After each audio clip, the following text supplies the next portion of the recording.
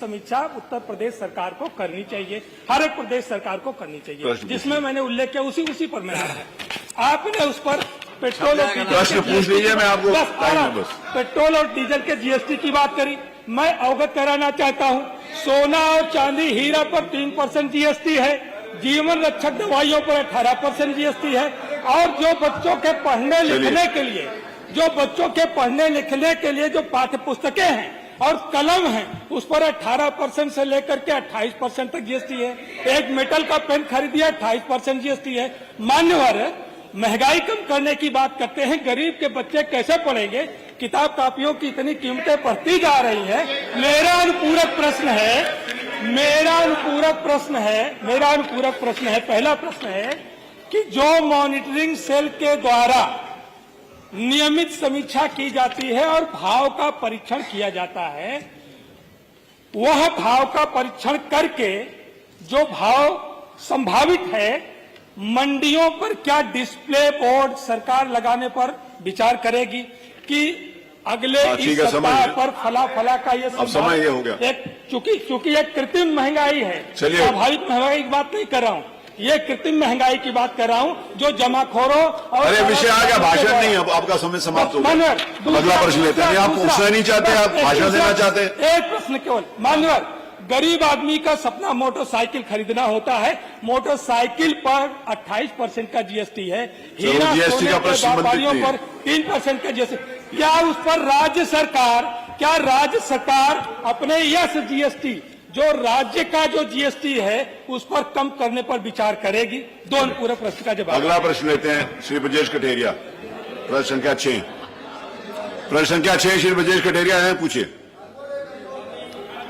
मंत्री जी। ये इसका जवाब मुझे देना था तो भाई 1 मिनट में केवल जवाब आप दीजिए। इन्होंने अरे अनिल जी, हर मामले में कोई जरूरी थोड़ी है कि टमाटर ना, इन्होंने केवल एक नाम, हर मामले में आपका स्पेशल कमेंट कोई आवश्यक ना, प्लीज नहीं, मेरा रिक्वेस्ट है कि नहीं। माननीय अध्यक्ष जी, इन्होंने, माननीय सदस्य ने सबसे पहले टमाटर का नाम लिया। हिंदुस्तान में टमाटर हमारे यहाँ 18 रुपए 21 पैसे है और हिमाचल में 30 रुपए है, पंजाब में 25 रुपए है। टमाटर का भाव भी हमारे यहाँ सस्ता है, आपने टमाटर का ही नाम लिया था।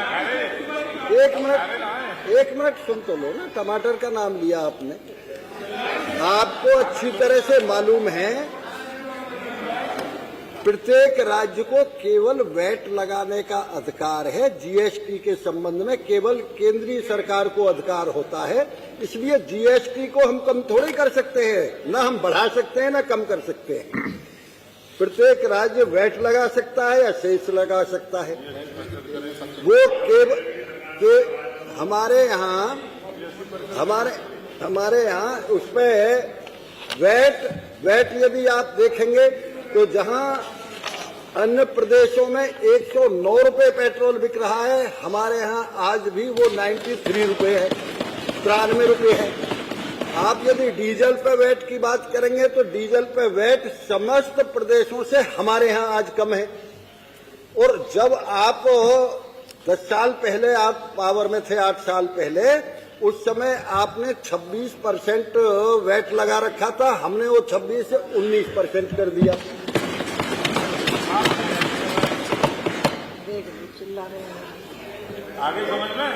प्रश्न संख्या 6 श्री ब्रजेश कटेरिया पूछिए।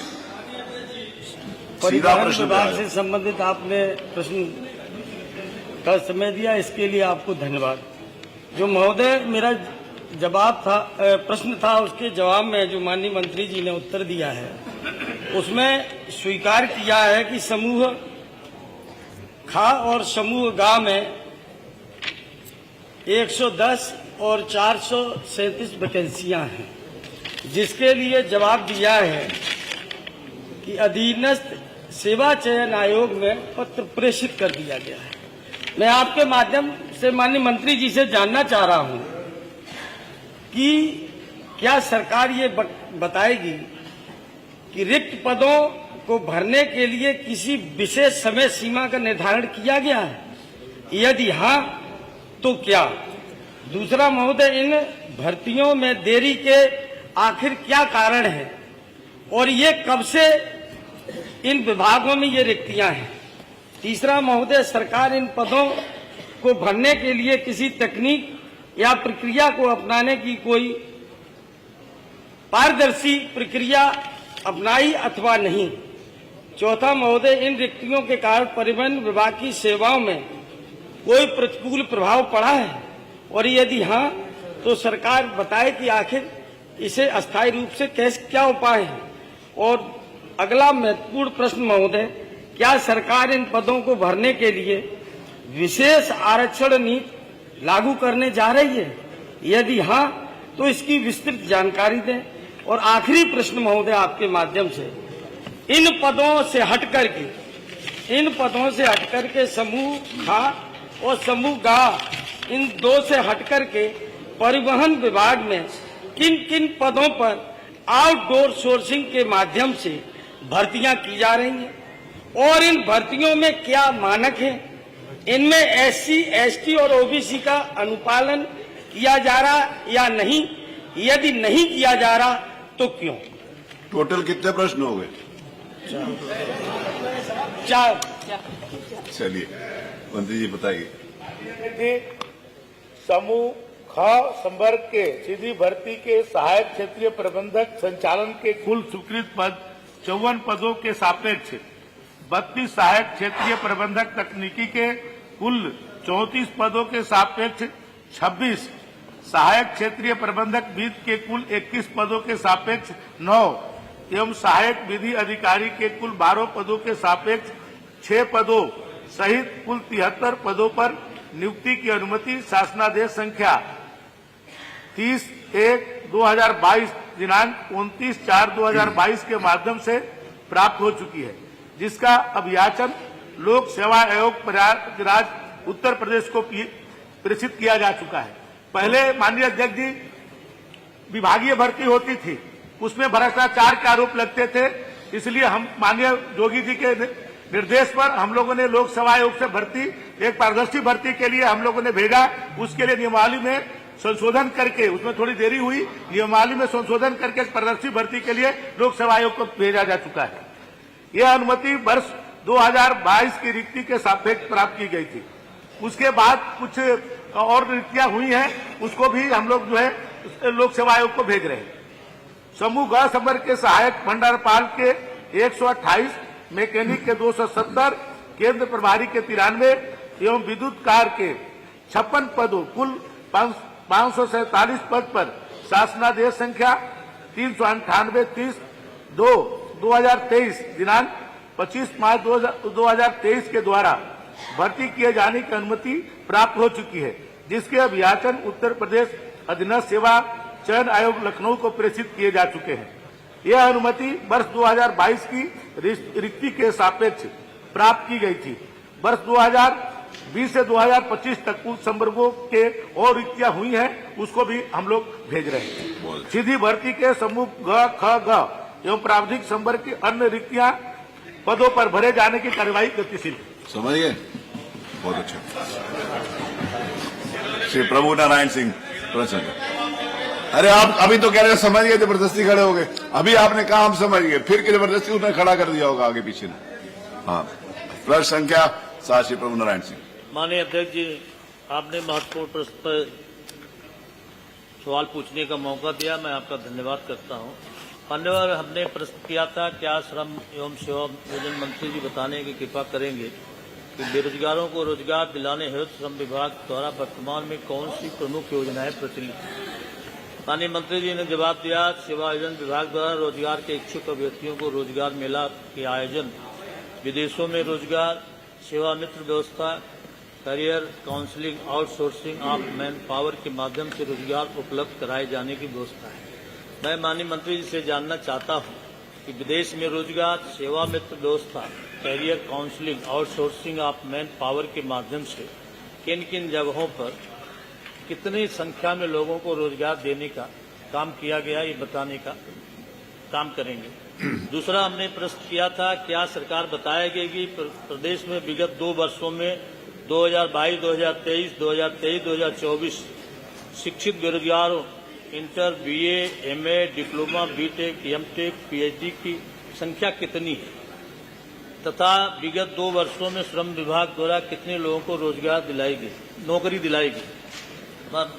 मंत्री जी का जवाब आया, विगत 2 वर्षों में 2022, 23, 24 में सेवा योजन कार्यालय में रोजगार के इच्छुक अभ्यर्थी inter, BA, MA, diploma, BTech, MTech, PhD की संख्या 5,68,062 है। विगत 2 वर्षों में 1 अप्रैल 2022 से 31 मार्च तक 2024 तक में सेवा योजन कार्यालय द्वारा रोजगार मेलों में माध्यम से 4,75,510 अभ्यर्थियों को निजी क्षेत्र में रोजगार हेतु चयनित किया गया, जबकि ये तो रजिस्टर्ड जो लोग हैं बेरोजगार उनकी संख्या है। बहुत से लोग हैं जो अनरजिस्टर्ड रूप से बेरोजगार हैं। लेकिन हमने नौकरी की बात की, माननीय मंत्री जी ने रोजगार का जवाब दिया। हम आपसे जानना चाहते हैं, क्या मंत्री जी बताना चाहेंगे कि इतने 2 वर्षों में कितने लोगों को नौकरी दिलाई गई, इसका जवाब देने का काम करेंगे? माननीय मंत्री जी। अध्यक्ष जी, माननीय सदस्य ने जो प्रश्न किया है मैंने उसका उत्तर भिजवाया है। अभी आपने अनुपूरक में जानना चाहा है कि विदेशों में हमने कहां-कहां लोगों को रोजगार दिलाया। माननीय, मुझे आपके माध्यम से पूरे सदन को ये बताते हुए हर्ष हो रहा है कि अभी 5600 कामगारों को हमने इजराइल भेजा है और पूरी बात को सुन लीजिए, धैर्य से सुनिए, समय दिला दीजिए अध्यक्ष जी से। अरे आप अपना जवाब मेरे से बात करते हैं, उधर थोड़ी। और माननीय, अभी 5000 लोगों को भेजने की कार्रवाई प्रगति पर है। और मैं ये बताना चाहता हूं, अब ये कहते हैं कि हमने रोजगार मेलों के बारे में नहीं जानना चाहा कि आपने निजी क्षेत्र में कहां से सेवा आयोजित कर दिया।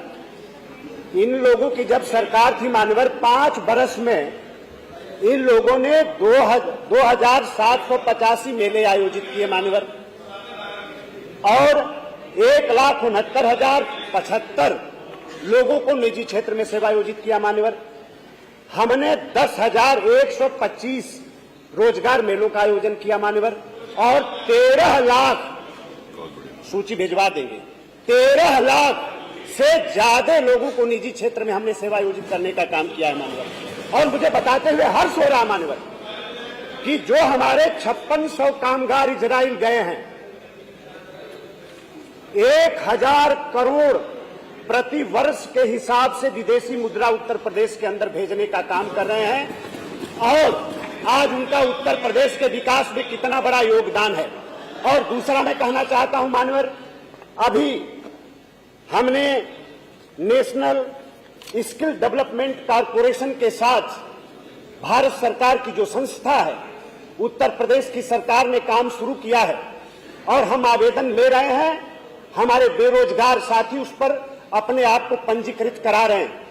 मानवर, जर्मनी में हमने आवेदन दिया है और 5000 हमारी नर्स बहनों की डिमांड आई है और प्रति महीना 2.5 लाख रुपया के पैकेज पर वहां की सरकार मांग रही है। वो हम कार्रवाई हमने प्रचलित किया है मानवर। अभी जापान के अंदर मानवर केयर गिवर की डिमांड आई है मानवर, 12,000 की डिमांड आई है। हमने कार्रवाई किया है, हमने आवेदन मांगा है और वहां भी 1.25 लाख प्रति माह के पैकेज पर हमारे जो बेरोजगार नौजवान हैं हम उसको भेजने की कार्रवाई कर रहे हैं मानवर। तीसरा मानवर, जो श्रमिक इजराइल जा रहे हैं उसके अलावा तकरीबन 11,000 हमारे केयर गिवर की भी डिमांड हुई है मानवर। वहां 1.25 लाख रुपया प्रति माह के हिसाब से पैकेज माना जा रहा है मानवर। वो हम कार्रवाई कर रहे हैं मानवर। और दूसरा, माननीय सदस्य ने जानना चाहा है कि आप परेशान मत होए, सरकार जो प्रयास कर रही है मानवर, हमने थोड़ी चर्चा की, आपने विस्तार से पूछा है। हमने कहा कि आउटसोर्सिंग ऑफ मैन पावर के माध्यम से हम अवसर दे रहे हैं। उत्तर प्रदेश कामगार श्रमिक हमने आयोग का गठन कर दिया है मान्यवर। हमने उत्तर प्रदेश रोजगार मिशन बनाने की तरफ सरकार अग्रसर है। जिस दिन हमारा रोजगार मिशन बन जाएगा मान्यवर, फिर उसके बाद एनएसडीसी का कोई हस्तक्षेप नहीं रहेगा और देश और दुनिया में हमारे बेरोजगारों को अवसर मिलेगा, उनको काम करने का मौका मिलेगा, उनकी बेरोजगारी की समस्या का समाधान होगा मान्यवर। हमने मान्यवर मिशन रोजगार अलग से चला रखा है। सेवा मित्र पोर्टल हमने डेवलप किया है मान्यवर, जिसमें हम अपने प्लम्बर को अवसर देते हैं, अपने इलेक्ट्रीशियन को अवसर देते हैं, हमारे जो कुशल कामगार हैं हम उनको अवसर देते हैं मान्यवर। हमने रोजगार मेला का आपसे चर्चा की मान्यवर। शिक्षण एवं मार्गदर्शन केंद्र भी भारत सरकार की सहायता से आज उत्तर प्रदेश के अंदर खोले जा रहे हैं मान्यवर। बनारस, गोरखपुर, बरेली, मुरादाबाद, आगरा के अंदर हमने शुरुआत किया है और हर मंडल मुख्यालयों पर हम इस व्यवस्था को लाने जा रहे हैं मान्यवर। बहुत विस्तार से मैं कहना चाहता हूं मान्यवर, जैसा प्रश्न माननीय सदस्य ने पूछा है, हर हाथ को काम के संकल्प के साथ उत्तर प्रदेश की योगी जी की सरकार आगे बढ़ रही है मान्यवर। और हर क्षेत्र में अभी माननीय मुख्यमंत्री जी ने चर्चा किया कि 7 लाख से ज्यादा लोगों को हमने सरकारी नौकरी दिया है और रोजगार मेलों के माध्यम से मान्यवर हमने 13 लाख से ज्यादा लोगों को हमने निजी क्षेत्र में अवसर दिया है मान्यवर और 2 करोड़ से ज्यादा लोगों को मान्यवर हमने स्वरोजगार से जोड़ने का काम किया है मान्यवर। चलिए, धन्यवाद। अगला प्रश्न श्री संग्राम यादव। माननीय अध्यक्ष जी, 1 मिनट प्रभु नारायण जी। ने पूछा था कि 2 वर्ष में इन्होंने जो संख्या बताई है, बता तो दी कि कितने लोगों को नौकरी दिया। हम पूछ रहे हैं नौकरी, बता रहे हैं रोजगार। तो नौकरी रोजगार में बड़ा फर्क है। हम आपसे चाहेंगे, आपका संरक्षण हो कि माननीय मंत्री ये बताने का काम करें कि 2 वर्ष में जो रजिस्टर्ड आप बता रहे संख्या, इतने में कितने लोगों को आपने नौकरी दिया, ये स्पष्ट जवाब। आपका ये था कि प्रदेश में बेरोजगारों को रोजगार दिलाने हेतु। नहीं, नीचे अरे आपका ये है प्रश्न। दूसरा क्वेश्चन पढ़ लें। दूसरी हमने कहा कितने इसमें लोगों को कौन नौकरी से प्रमुख दिलाई। योजना है, क्या सरकार बताएगी विगत 2 वर्ष में शिक्षित बेरोजगार को विगत कितने नौकरी, तो वो भी उन्होंने बता दिया। नहीं बता, हम पूछ रहे हैं नौकरी, वो बता रहे रोजगार। आपने रोजगार भी पूछा है, रोजगार नौकरी में अरे आपने पूछा है, हमने पूछा है नौकरी कितने लोगों को। अरे आपने पूछा है कि बेरोजगारों को रोजगार दिलाने हेतु। नहीं, आप पढ़ो, हिंदी आती है तो दूसरी लाइन पढ़ो। बेटी की संख्या कितनी तथा विगत 2 वर्षों में श्रम विभाग द्वारा कितने लोगों को नौकरी दिलाई गई, ये बता दिया उन्होंने। माननीय संग्राम जी।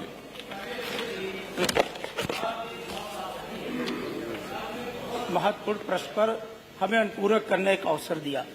मानवर, जब से उत्तर प्रदेश के अंदर भारतीय जनता पार्टी की सरकार आई है, लगातार आउटसोर्सिंग को बढ़ावा देने का काम कर रही है।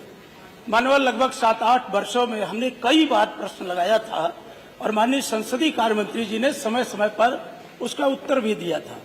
मानवर, हम यही तो कहना चाहते हैं कि आखिर जब सारे विभाग उत्तर प्रदेश में काम कर रहे हैं और बहुत से ऐसे आयोग बने हुए हैं, तो ना जाने नित्य नए आयोग बना करके सरकार बेरोजगारों को ठगने का काम करती है। मानवर, जहां तक आउटसोर्सिंग है,